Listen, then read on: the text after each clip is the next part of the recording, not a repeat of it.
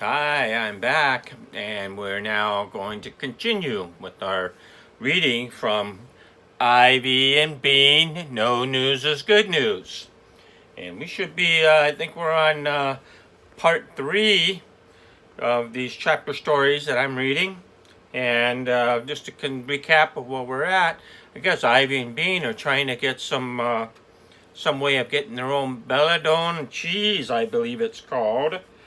And it's a special kind of cheese all wrapped up in a red package.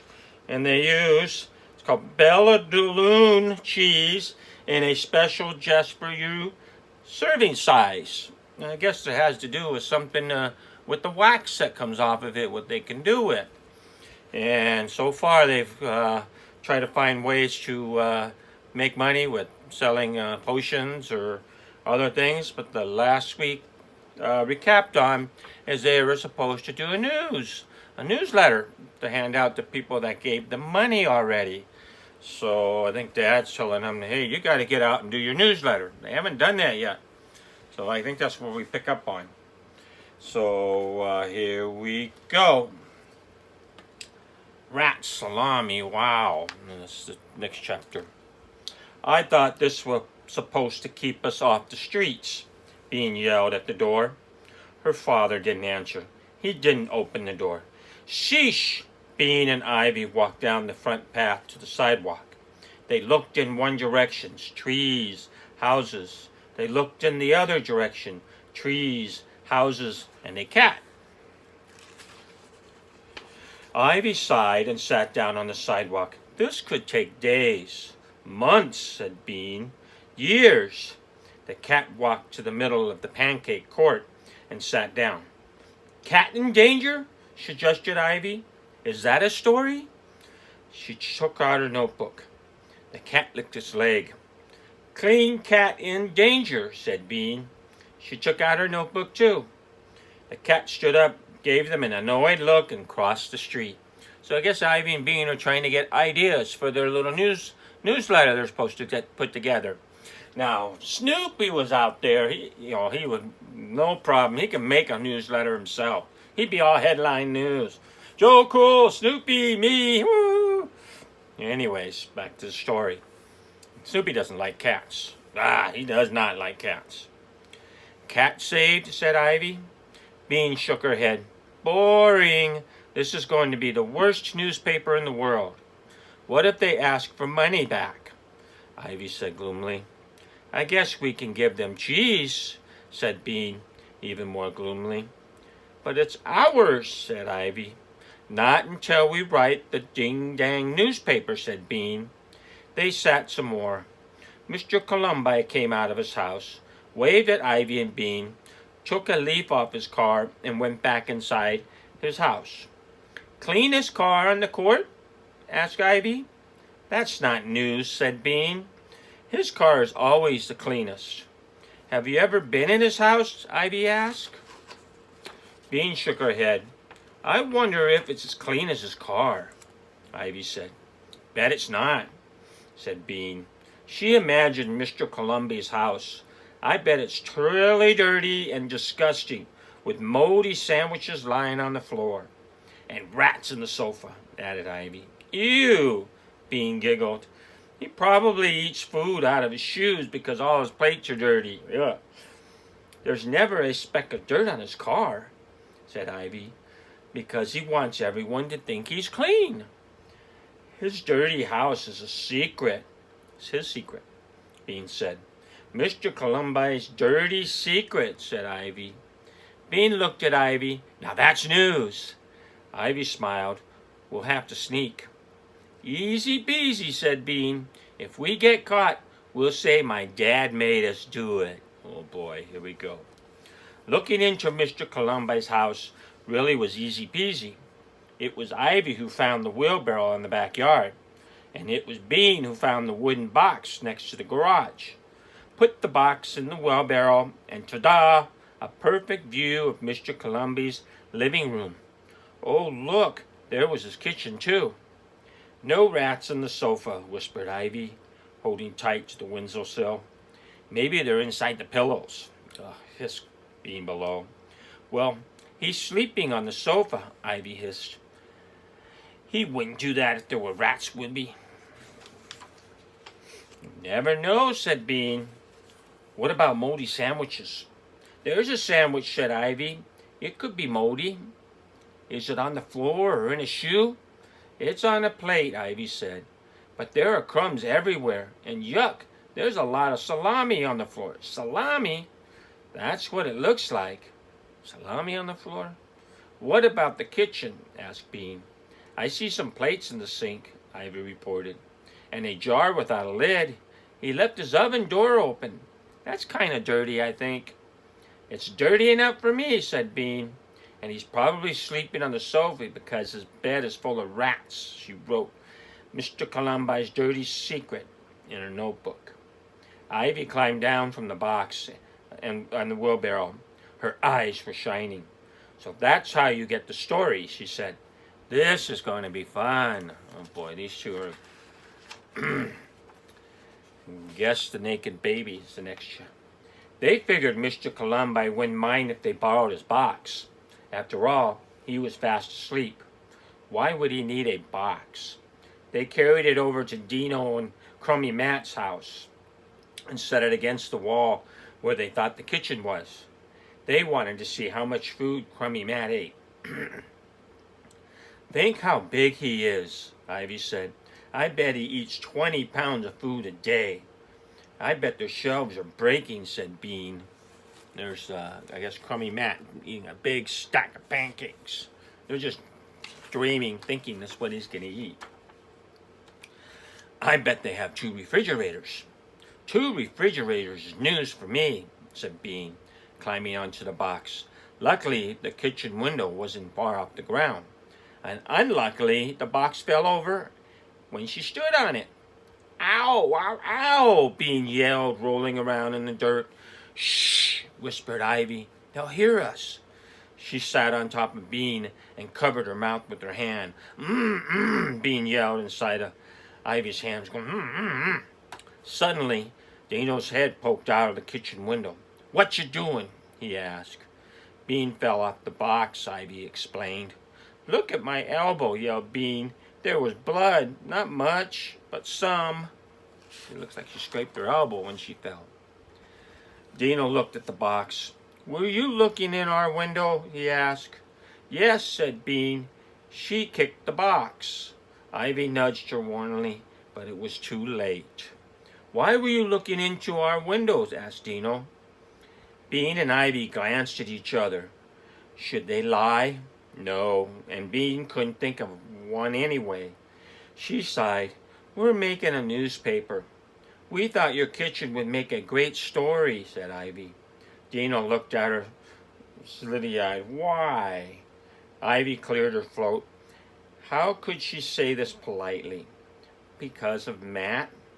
Well, what about him? Said Dino suspiciously. You know how big he is.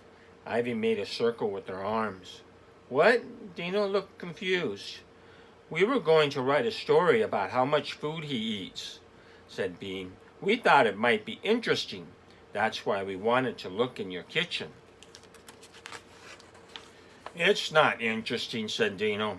Matt's big because he's a mutant. Bummer, said Ivy. We thought he must eat a lot, said Bean. Well, he doesn't. He's boring. He's a boring mutant doofus.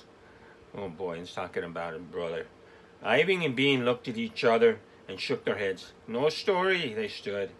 I guess we should try Sophie's house, said Bean. She was discouraged. Wait, called Dino. They looked up at him. He was smiling. I've got a great story for you. What? It's a picture. Really?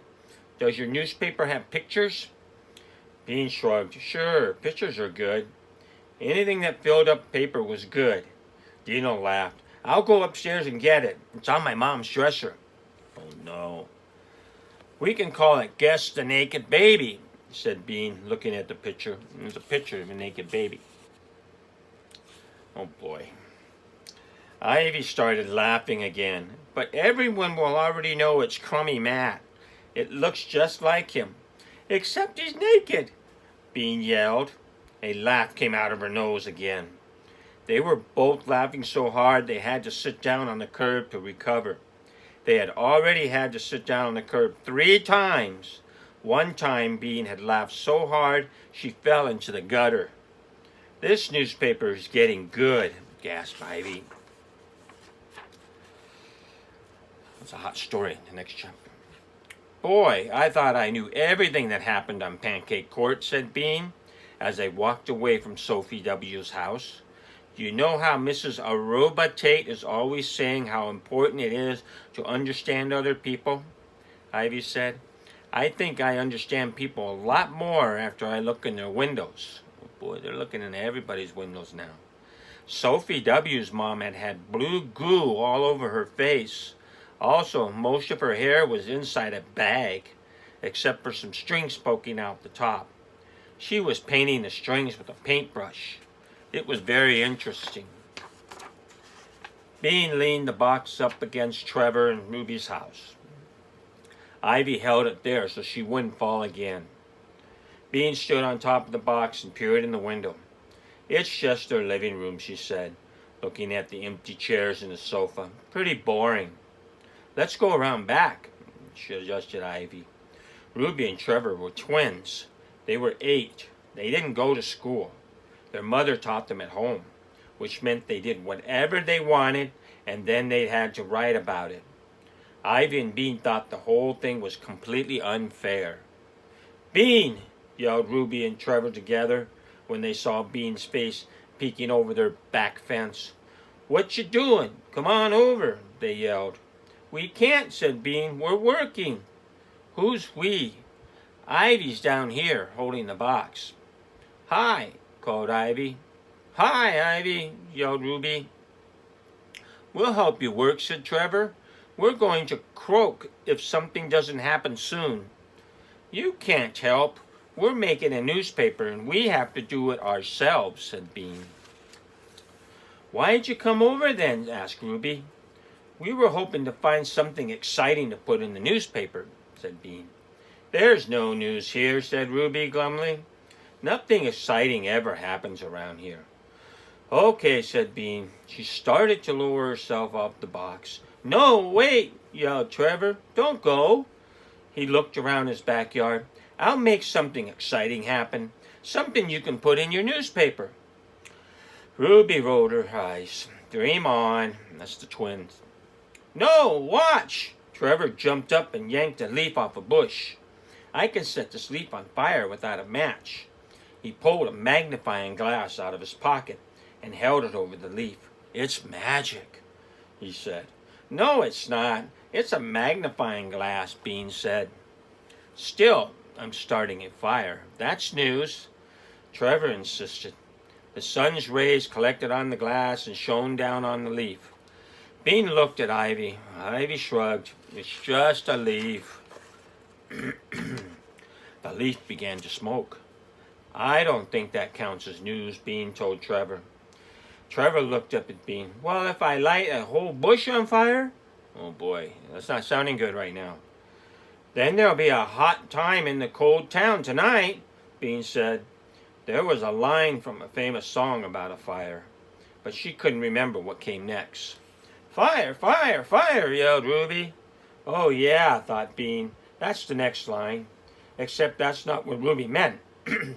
Trevor had dropped the smoking leaf on the lawn, and now a little bit of grass was smoking too. Yikes! "Fire!" yelled Bean. "Really?" asked Ivy. "Let me see."